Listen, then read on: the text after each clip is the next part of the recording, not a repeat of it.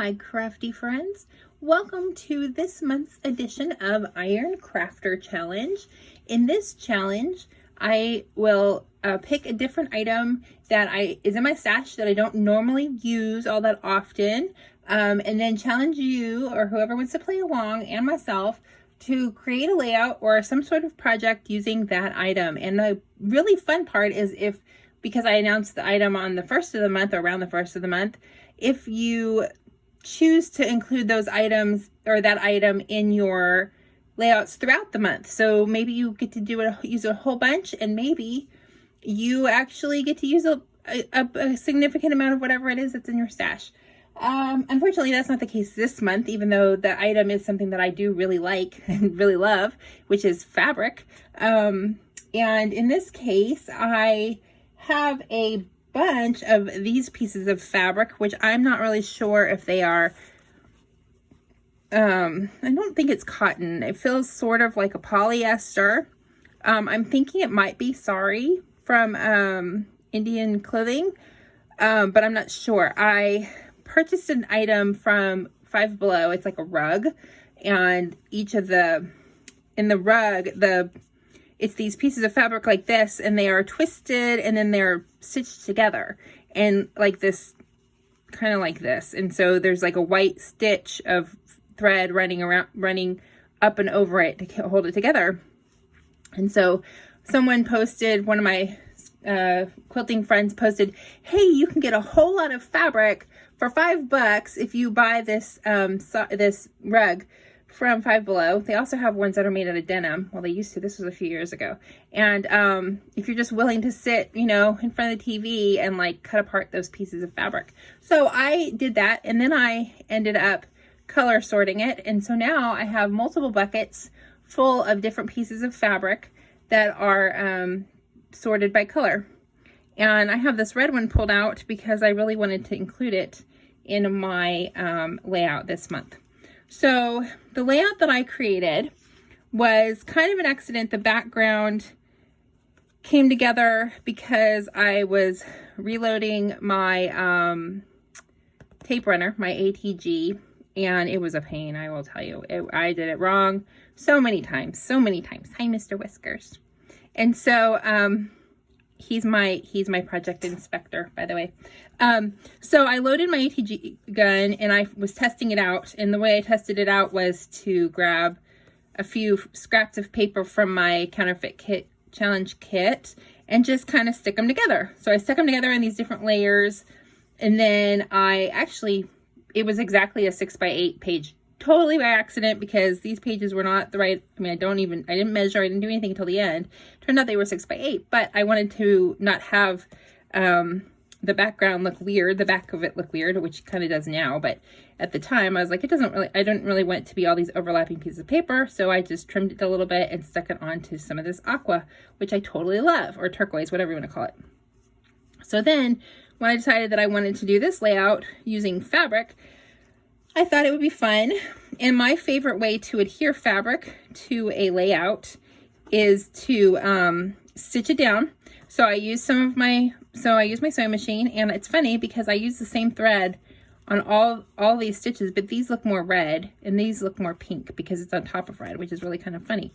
But and then on the back I just pulled the thread through and I taped it down, which is what you can do in order to secure your threads. I use a zigzag stitch, and then so this is kind of another page that's going to come together like that with the scraps. So I'm just kind of layering the scraps on top of each other to cover up the background.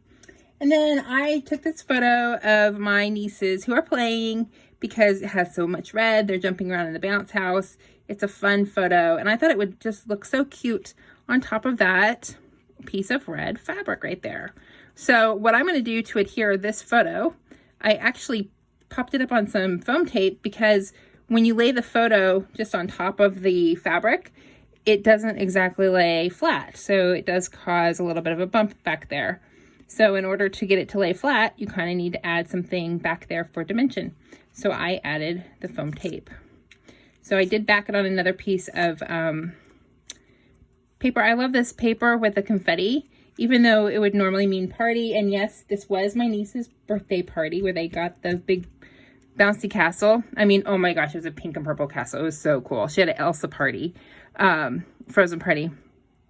But I'm not trying to show that this is actually a birthday layout. I'm just trying to show that it is a happy, these kids are having fun, they're playing.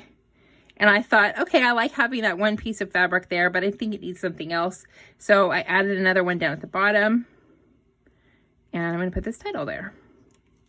And I'm not putting that up on anything yet. I might do it later, but I'm not going to do it right now. And then, I mean, obviously I'm not using like a whole lot of fabric. This is what I'm doing. I like how I love this idea. I also love to use like this kind of fabric and just little strips of fabric for different reasons. I like to use them as instead of twine or instead of ribbon or something for when I do tags.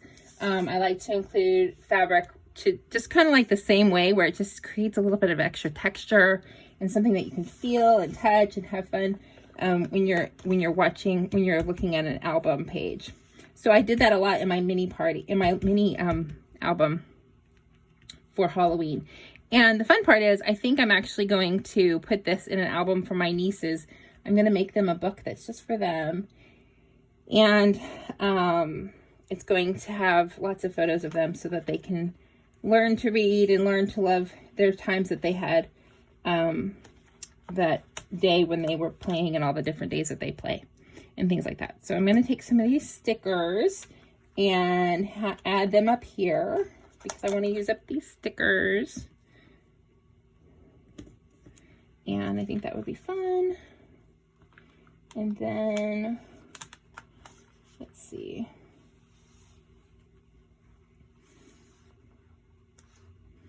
I think that's pretty much it for stickers. Maybe one more. So there, and that kind of wraps up my entire layout. I wasn't going to do anything too fancy. I might put some journaling, or I might just do the journaling on the back. Sometimes I like to do that as well. There's not like a lot else I can really do. I guess I could kind of try to see if this will fit. Oh, that could work. Because they're girls and there's flowers, right? We like to have flowers because we have young ladies. So maybe we'll add that one down there. And there we go. So there you have it. A very quick layout created using some fabric as an accent on the background. And I really love how this looks. And I think I'm going to end up doing a few more pages like this for the rest of their album as I go through. So thank you so much for joining me today. Don't forget to go check out the other folks who are playing along on the Iron Crafter Challenge. There are actually a good number of people who like to play this challenge every month. And if you can't participate on YouTube and you want to play along, you're always welcome to join us in my Facebook group, which I'll put a link to in the description below. There's also just a link in the description to an entire playlist for this hop, and to all the other people who are hopping along on this fun challenge. So I hope you'll have fun watching those videos, and if you enjoyed this, please leave me a comment. If you haven't already, please consider subscribing to my channel. I really appreciate it, and I will see you in our very next video. Bye!